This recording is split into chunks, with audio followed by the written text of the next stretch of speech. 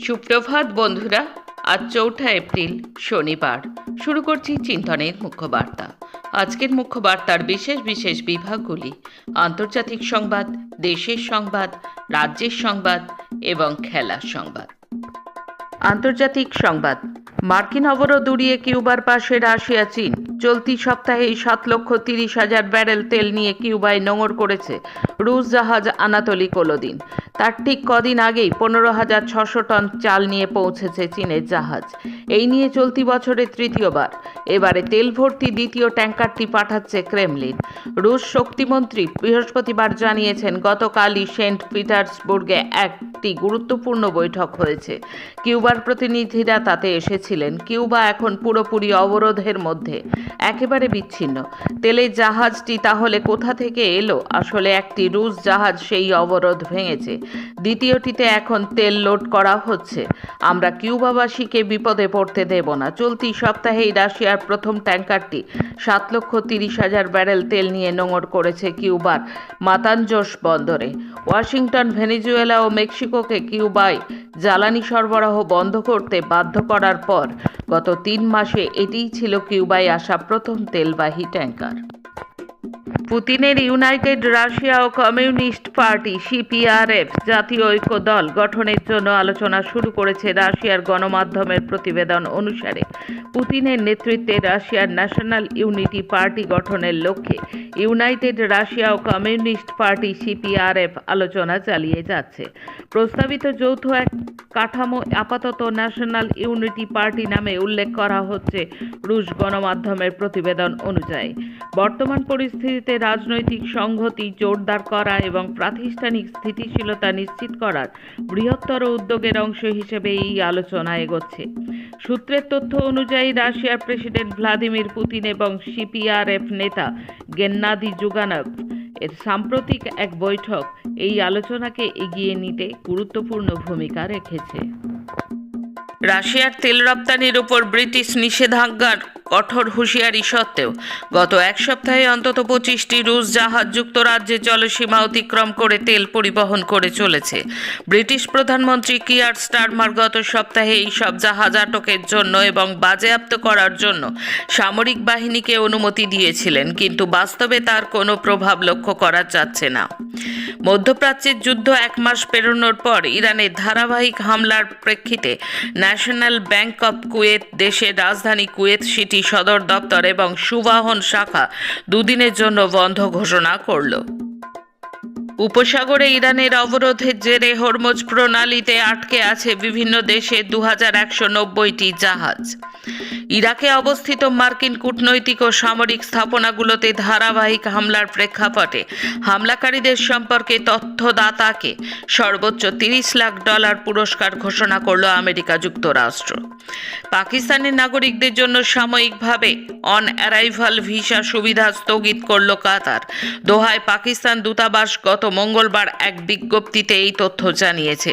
বিজ্ঞপ্তিতে বলা হয়েছে, আগে থেকে ভিসা না নিয়ে কাতারে পৌঁছালে ইমিগ্রেশন কাউন্টারে ঢুকতে বাধা বা ঝামেলায় পড়তে পারেন পাকিস্তানের নাগরিকেরা। হরমুজ প্রণালীর কাছে শুক্রবার আমেরিকার আরও একটি যুদ্ধবিমান ভেঙে পড়ল, এমনটাই জানিয়েছে সংবাদ মাধ্যম দ্য নিউ ইয়র্ক টাইমস। সূত্রকে উদ্ধৃত করে তারা জানিয়েছে, ইরানের যুদ্ধে অংশগ্রহণ করেছিল ওই A-10 যুদ্ধ বিমানটি। শুক্রবার ইরানের আকাশে যখন আমেরিকার F-15 যুদ্ধ বিমানটিকে গুলি করে নামানো হয়, সেই সময় হরমুজের কাছে A-10 যুদ্ধ বিমানটিও ভেঙে পড়ে। ইরানের হিটলিস্টে এবার উপসাগরীয় অঞ্চলের 8টি গুরুত্বপূর্ণ সেতু। ইরানের সবচেয়ে দীর্ঘতম সেতু B-1A-তে আমেরিকা এবং ইসরায়েল হামলা চালানোর কয়েক ঘন্টার মধ্যে ওই সেতুগুলির মানচিত্র এবং তালিকা প্রকাশ করে 2 দেশকে চ্যালেঞ্জ ছুড়ে দিল ইরান। তাদের আধা সরকারি সংবাদ মাধ্যম ফার্স নিউজ এজেন্সিতে সেই তালিকা ছবিসহ প্রকাশ করা হয়েছে। আসছি দেশের খবরে। স্বচ্ছ ভোট করতেই নাকি এসআইআর?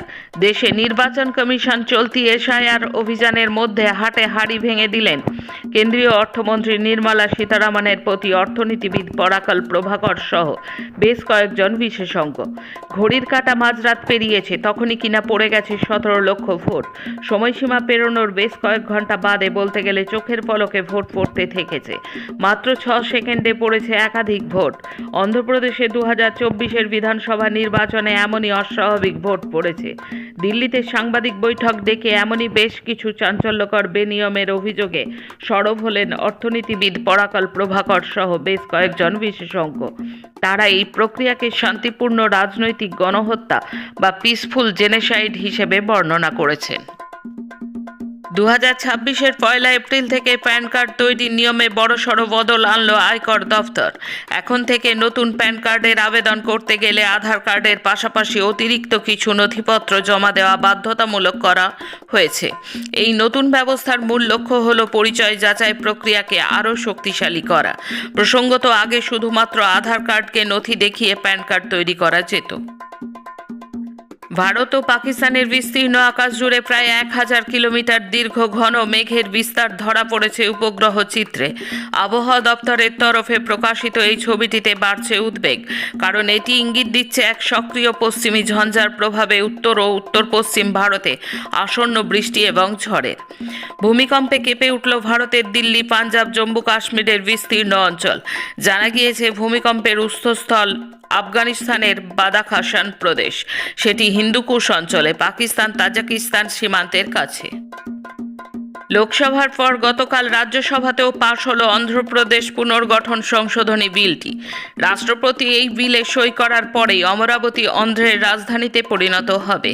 এই বিল নিয়ে আলোচনায় কংগ্রেসের রেণুকা চৌধুরী বলেন, 12 বছর ধরে বিষয়টি যে ঝুলেছিল এটি রাজ্য সরকার এবং কেন্দ্রের ব্যর্থতা।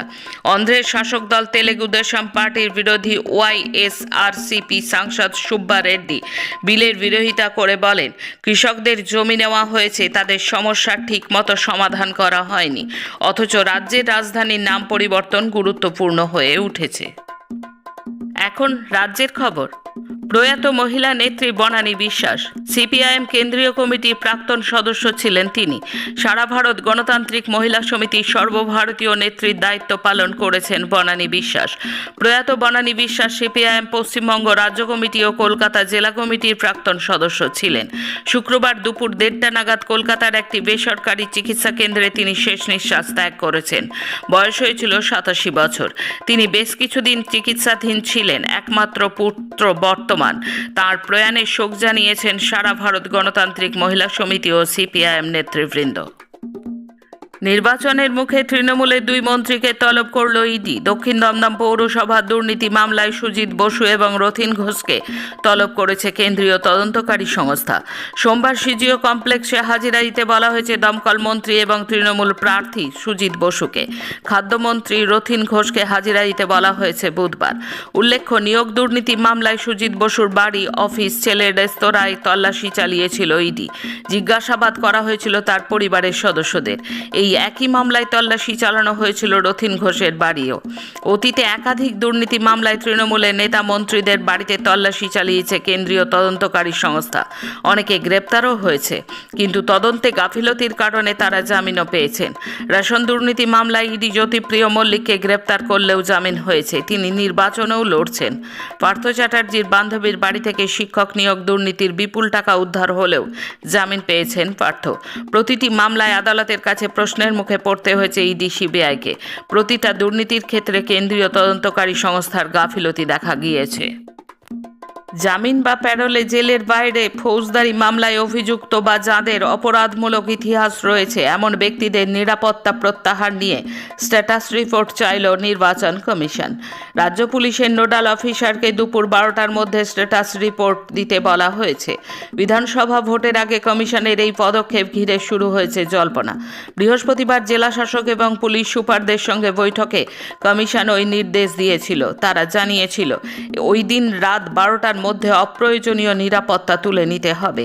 এবার ওই নির্দেশ পালিত হয়েছে কিনা তার স্ট্যাটাস রিপোর্ট চাইল কমিশন।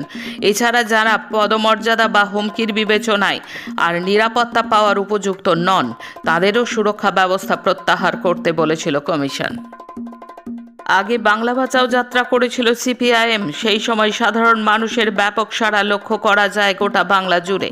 সেই সময় এবং তার পরবর্তী বিভিন্ন বৈঠকি সভা চলাকালীন সাধারণ মানুষের বিভিন্ন সমস্যার কথা শুনেছিলেন তাঁরা। সেখান থেকে অভিজ্ঞতা সংগ্রহ করে দাবিগুচ্ছ এক জায়গায় করা হয়েছে বলে জানাচ্ছেন বাম নেতৃবৃন্দ। সিপিআইএমের একটি পোস্টারে বলা হয়েছে মহিলাদের উন্নয়নে মেয়েদের ব্রিগেড গড়ার কথা। গার্হস্থ্য হিংসা প্রতিরোধে কার্যকরী উদ্যোগ নেওয়া হবে। সিপিআইএম বলেছে যে মানুষকে বাঁচাতে মাইক্রোফাইন্যান্সের সমস্ত ঋণ মকুব করা, মাইক্রোফাইন্যান্স সংস্থা সরকারের নিয়ন্ত্রণের মধ্যে আনা, মহিলাদের জন্য প্রথম 2 বছর বিনা সুদে ঋণদান সহ 2 বছরের পর থেকে 4% হারে সুদ দেওয়ার ও ব্যবস্থা করা হবে। গ্রাম উন্নয়নে প্রতি বছর বাড়তি 5,000 কোটি টাকা বরাদ্দ করা হবে। পঞ্চায়েতের মাধ্যমে ন্যায্য দামে ফসল কিনবে সরকার। সেই সঙ্গে গ্রামের সব রাস্তার সংস্কার ও বিদ্যুতায়ন করা হবে। সবাই যাতে বিদ্যুতের সুবিধা পান তার জন্য 100 ইউনিট পর্যন্ত বিদ্যুৎ ফ্রি এবং পরের 100 ইউনিট অর্ধেক দামে দেওয়া হবে বলেও জানানো হয়েছে। সেই সঙ্গে পানীয় জলের সুবিধা যাতে সকলে পান সেই জন্য 100% বাড়িতে জলের পাইপলাইন সহ সব কলে আর্সেনিক মুক্ত বিশুদ্ধ পানীয় জলের ব্যবস্থা করা হবে। স্বাস্থ্য ব্যবস্থার উন্নয়নের জন্য ব্লক হাসপাতালে ট্রমা কেয়ার ইউনিট, গ্রামীণ স্বাস্থ্যকেন্দ্রে এমার্জেন্সি ইউএসজি এক্স-রে সহ প্রতি ব্লকে অন্তত 5টি আইসিইউ অ্যাম্বুলেন্সের ব্যবস্থা করার লক্ষ্য জানাচ্ছে সিপিআইএম। আমিই বাঁচাবো বাংলা, নদী ভাঙন থেকে বিদ্যুৎ কাজ থেকে মেয়েদের ব্রিগেডের প্রচারে সিপিআইএম। শেষে খেলার খবর। চলতি ক্যান্ডিডেটস টুর্নামেন্টে 20 বছর বয়সী উজবেক বিস্ময় বালক জাভোখির সিন্দারভের জয়রথ থামানোই এখন চ্যালেঞ্জ হয়ে দাঁড়িয়েছে বিশ্বের সেরা দাবাড়ুদের কাছে। মাত্র 48 ঘন্টার ব্যবধানে বিশ্বের 2 শীর্ষ গ্র্যান্ড মাস্টারকে হারিয়ে টুর্নামেন্টের একক শীর্ষে উঠে এলেন তিনি। সিন্দারভ তৃতীয় রাউন্ডে ভারতের প্রজ্ঞানন্দের বিরুদ্ধে এবং চতুর্থ রাউন্ডে বিশ্বের 3 নম্বর দাবাড়ু ফ্যাবিয়ানো কারুয়ানাকে হারিয়েছেন।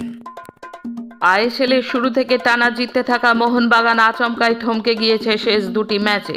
আগের ম্যাচে মুম্বাইয়ের কাছে হেরে শীর্ষস্থানও হারিয়েছে।